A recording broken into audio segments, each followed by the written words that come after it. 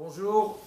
Avant de dire un petit mot sur la paracha de la semaine et bien sûr une belle histoire, on va revenir sur quelques détails sur le cours qu'on a fait hier sur le Ragnan de la Pshisha. J'ai eu des petites questions. Alors la première des choses, hier on avait dit que le minhag de la Pshisha c'est plutôt en Tunisie très poli. Et j'ai dit qu'il y a quelques communautés marocaines qui font ça et aujourd'hui beaucoup ils disent non, on a demandé. Hier, il y a quelqu'un qui m'a envoyé un SMS, il m'a dit écoutez, si, donc moi je sais c'est quoi la pshisha, mais il me dit non, on ne la fait pas Rosh Chodesh Nissan, on l'a fait le soir de la Mimouna. On sait c'est quoi la Mimouna, on en parlera Bezrat Hashem quand il faudra. Et il m'a dit on fait la même chose, mais bon, pas en tant que minag, mais quoi qu'il arrive, donc c'est quelque chose qui existe aussi chez nous. Bon, on va avancer si Dieu veut, mais ce que je dois rappeler, c'est que la pshisha elle est marquée dans la Gemara. La Gemara, elle rapporte dans Masechet Brachot, elle appelle ça Shtita. Et donc on dit Shtita, et là-bas la Gemara, elle demande c'est quoi la bracha qu'on fait dessus. En tous les cas, la bracha de la pshisha, c'est Boré, Mene, Mezonot. Ça c'est la première chose. Beaucoup ils ont posé la question, est-ce que tourner avec la clé c'est moursé ou pas? Pas de problème, au contraire. C'est grâce à la clé qu'on a la possibilité donc de préparer la pshisha. Alors maintenant, un autre détail, on avait parlé, donc là la Chapsoucha, c'est que ce soir, si quelqu'un il va faire une petite quantité, il n'y a pas de problème, il peut la préparer ce soir, mais comme on a dit, il faut la tourner, il faut la travailler, soit avec la clé ou avec le doigt, mais en tous les cas, pas de la manière habituelle. Mais sur ça, la bouteille, des fois, il peut avoir des petites confusions. C'est que, surtout, en règle générale, la pshisha, on la mange après la Saouda. Une fois qu'on a fini la Saouda, même Shabbat, on fait Birkat Amazon et après on prépare une nouvelle table. Alors il y a des gens qui font beaucoup de choses, ils font la nougat, des dragées, vraiment des gâteaux, bon, c'est festif. Le problème, comme les gens Bléaïnara, ils ont bien mangé, ils sont rassasiés, eux ils te disent, moi j'ai envie de faire le minag. Le minag c'est voilà, tourner le doigt, faire les vœux et c'est bon. Alors Rabotai, si on ne va pas consommer cette pshisha, au moins un petit peu, Rabotai, même si on fait une petite quantité, ça peut être problématique. Ou il y a un autre problème, c'est que des fois il y a des gens, alors ils s'énervent très vite. Ils commencent à la faire avec la clé, ils te disent attends, on n'arrive pas très bien à la travailler. Moi la vérité, allez, viens, mène à la cuillère et on va la travailler comme il se doit. Là aussi Rabotai, si on peut tomber dans ce problème, alors dans ce cas-là, il est préférable de la préparer avant Shabbat. Mais si on sait que ça va se passer dans les normes, ça veut dire il n'y a pas une très grande quantité. On va consommer de cette pshisha et on va pouvoir la tourner la travailler avec la clé ou avec le doigt. Il n'y a aucun problème. On peut la faire ce soir. Voilà la bataille concernant donc la pshisha. Dernier détail. Là encore, au niveau de l'halakha, ce qu'on a dit que ce soir, vu qu'on l'a fait avec un chinouille, avec un changement, ça devient permis. On ne peut pas utiliser cette formule pour toutes les halakhot. Par exemple, tu dis on n'a pas le droit d'allumer la lumière, alors je vais faire un chinouille, changement. Au lieu d'allumer la lumière comme d'habitude avec mon doigt, je vais donner un petit coup, avec mon pied ça sera permis. Non, Rabotai. Là aussi, Rabotai, halakhot Shabbat c'est très très très large, c'est très vaste. Là, il faut bien les étudier. Mais pour ce cas-là, il y a des raisons, mais on ne va pas entrer dans les détails. Alors maintenant, on va passer à Shabbat. Alors on a un principe. On dit toujours, on dit on doit joindre l'utile à l'agréable. Tu peux m'expliquer cette phrase? Moi, j'ai jamais compris cette phrase. Alors, ne me dis pas non. Amos. joindre l'utile à l'agréable. יש בדבר, יש בו הנאה, וגם כן יש בו צורך, אז אנחנו יכולים לשמש גם בהנאה וגם בשפילת צורך. En français, ça veut dire quoi? Ça veut dire quelque chose, tu as un plaisir dedans, donc tu peux l'utiliser pour ça. Et pour et pour le bien. Voilà. Alors maintenant, moi, bon, on peut donner une petite explication, mais pour le moment, moi, je ne la vois pas trop passer cette phrase, parce qu'en général, est-ce qu'on joint, on va dire, le principal au secondaire ou le secondaire au principal? En général, on a le... Nathanaël, tu es d'accord avec moi? Donc on a le principal et on joint à lui le secondaire.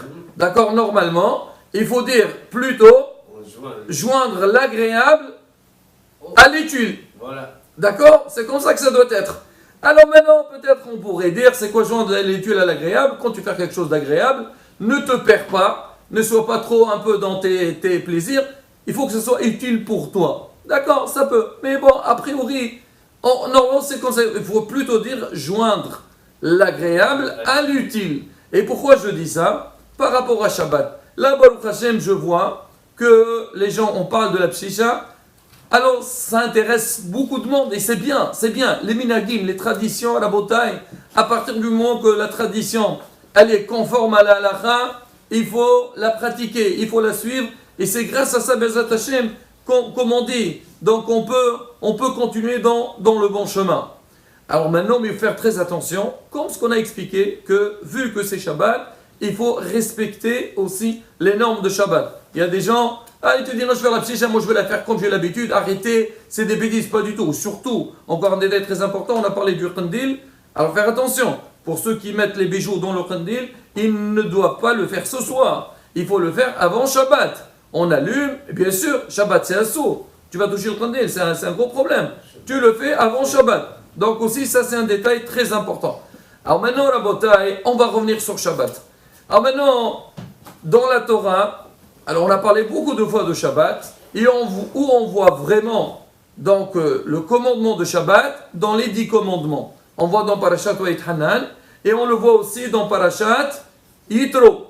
Alors maintenant, une fois la Torah l'a dit, Zachor et Yom HaShabbat lechadesho, et une fois la Torah l'a dit Shamor. Alors on dit pourquoi la Torah l'a changé. Une fois elle dit Zachor, une fois elle dit Shamor. Alors on dit dans les Chadodi, Zachor et Shamor bedibor ehad.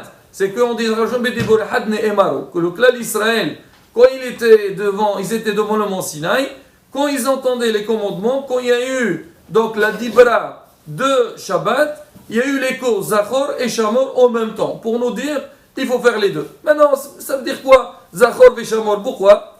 Fais Shabbat et gamarno. Et là, alors ça veut dire quoi Zachor? Zachor, c'est rappelle-toi du Shabbat. Comme on dit, Zachor Yom HaShabbat, lechadesho. C'est pour ça qu'en Shabbat, il entre, avant de manger, il faut faire le kiddush.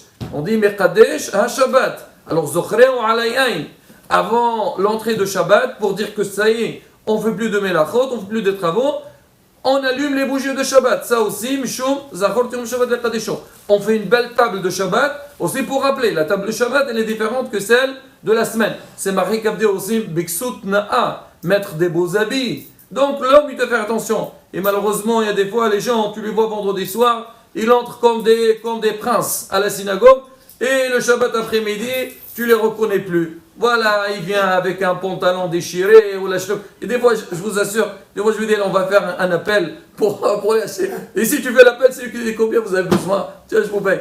Rabotai, même si le pantalon coûte cher, c'est pas caveau de Shabbat. Je sais même pas si c'est caveau de la semaine. Mais bon, c'est encore un détail. Donc, certains, le Shabbat après-midi, ils enlèvent la cravate. Shabbat, c'est jusqu'à la sortie de Shabbat. Alors maintenant, ça c'est Zachor. Alors maintenant, il y a aussi Shamor. C'est quoi Shamor? C'est les 39 melachot. Les restrictions, ce qu'on n'a pas le droit de faire pendant Shabbat. Alors maintenant, on va poser une petite question, on va raconter une histoire, après on va revenir sur ce qu'on vient de dire. Eh bien, on va toujours, la question reste toujours là, pourquoi la Torah, cette fois-ci, elle a eu besoin de parler en 2 fois? Elle aurait pu trouver, on va dire, un terme qui englobe tout pour nous dire qu'il faut respecter le Shabbat. Alors pourquoi on a besoin de faire Zachor, et de dire Zachor et Shabbat? Alors on va raconter une histoire. L'histoire parle d'un homme, Blainara, un Richard, que lui, il devait marier son fils. Et il a des enfants, 2 enfants qui habitent dans une autre ville. Un, que Baruch Hashem, il a bien réussi dans sa vie. Il a les moyens, il est riche. Et l'autre, malheureusement, il n'avait pas trop les moyens. Alors comme donc ce monsieur, il va marier son 3e fils, alors il envoie un mail à son grand-fils, il lui dit, écoute, mon fils, Be'ezrat Hashem, dans un mois, on va marier ton petit frère, et je veux que tu viennes, toi et toute ta famille, et dépense tout ce que tu veux pour m'honorer. Ça veut dire, achète les habits, tout ce qu'il faut pour le mariage, pour me faire kavod. Et, alors dis aussi à ton frère de faire la même chose, et qu'il vienne avec toi. Le monsieur, il reçoit le mail, il regarde, il dit à sa femme, tu sais, on a gagné le grand lot, l'euro million. Il dit, qu'est-ce qu'il y a? Écoute, viens, lis ce qu'il a dit papa. Bécharatou wa moslahat, on va marier ton jeune frère, tac, tac, tac, et dépensez tout ce que vous voulez pour le mariage. La femme, elle entend ça, elle a dit, je te bats chez moi, elle a commencé, bon, il dit, écoute, man, ne va pas au travail aujourd'hui, allez, tu fermes ton magasin, on va aller faire les courses, tu sais, un mariage, il faut bien le préparer, et aussi, on va profiter de l'occasion. Donc, tout sur le compte de Pépé, Hachim, Ishmereo, Ouihayeo, Tarikhot Yamim, Oushnot Hayim. Très bien. La dame, elle sort et elle commence à faire ses courses. Ah, vraiment, elle a fait le tour de tous les magasins, vraiment, les marques, tout ce qu'il faut, bien comme il faut. Elle a acheté pour elle, pour son mari, pour les enfants, mais vraiment, Bléaïnara. Et ils ont aussi loué une très belle voiture pour honorer papa, Pépé. Très bien. Alors, le jour que la famille s'apprête à partir, le frère, il dit, et le mari dit à sa femme, ouh, mais il faut qu'on amène notre frère. Elle dit, ah bon, c'est pas un problème. C'est qu'on va partir, on passe par chez lui, on lui dit, viens, tu viens avec nous, on va aller au mariage. Très bien. Alors ils sont préparés, ils avancent.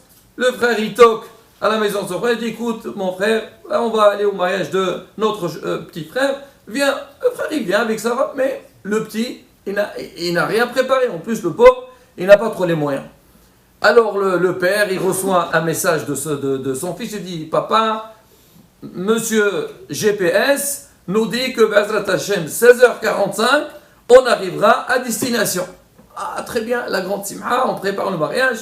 Alors le grand-père, le père, il sort avec tous les invités. À 16h30 déjà, on est dehors, on essaie de...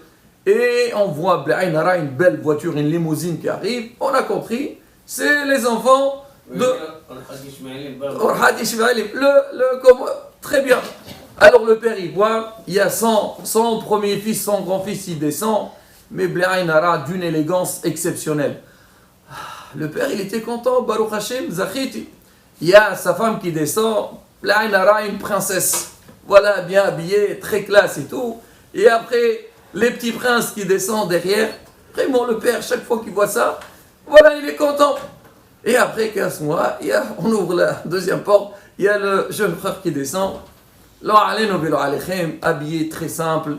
Il descend, lui, sa femme, comme on dit chez nous, d'accord. Il descend avec ses petits enfants. Le père, il voit ça, choqué.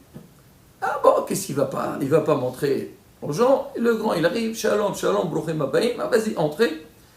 Et il dit ça aussi à son jeune frère, et sur le champ, il appelle son serviteur, il dit, écoute, tu prends mon jeune fils avec sa famille, les enfants, tout de suite.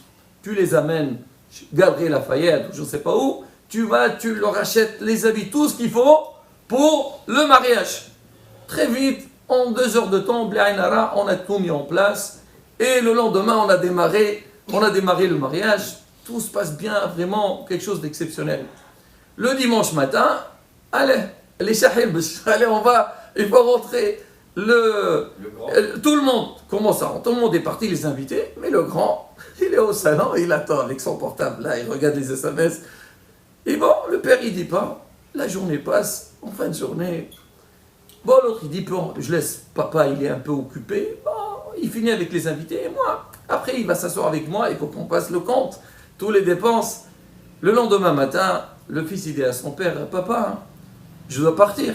Il dit, alors qu'est-ce que tu attends? Vas-y, mais c'est mais bravo. Il dit, mais papa, mais, il a dit, mais quoi, juillet, qu'est-ce qu'il y a? Qu'est-ce que tu veux? Il dit, mais papa, tu as oublié, tu m'as dit que je dépense tout ce que je veux et je serai remboursé. Il dit, moi j'ai dit ça? Hasvi shalom, je n'ai jamais dit ça. Il dit, papa, il dit, écoutez, Baruch Hashem, heureusement que je n'ai pas jeté à la poubelle le mail, voilà, je veux vous le sortir. Et il dit, mais je veux bien. Et il lui sort le mail, il dit, vas-y. Il a dit, écoute mon fils, j'ai pas mes lunettes, tu peux me le lire. Il commence à le lire, il dit, tac, tac, tac, tac, tac.